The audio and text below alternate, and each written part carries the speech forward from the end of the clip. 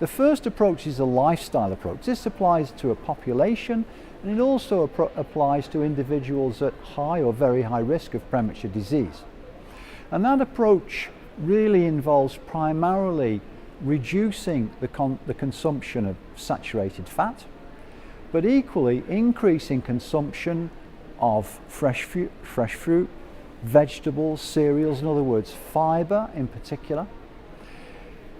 And we know that from studies of the Mediterranean diet that components of the Mediterranean diet favour lower levels of LDL cholesterol, and equally they favour lower rates of cardiovascular disease in the population. So that's a lesson from the population in terms of an approach to a healthier lifestyle, to a healthier diet.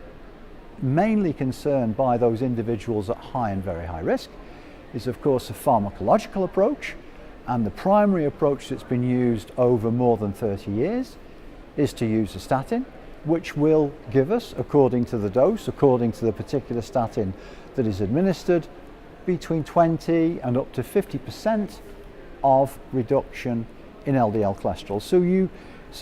But one of the important points we have to remember here is that, for example, if today I take a statin, say a 10 milligram dose of one of the more potent statins, more efficacious statins, that will lower my cholesterol around about, say, 40%. Now that 40% can be increased by about 5 or 6% by increasing the dose of statin.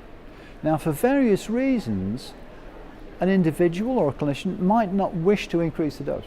So you could, by modifying diet or by consuming, as well as a plant sterol or plant stanol supplemented food product, you could essentially obtain what would be equivalent to the doubling of a statin dose without actually doubling it by modifying your diet or by consuming one of these supplemented food products.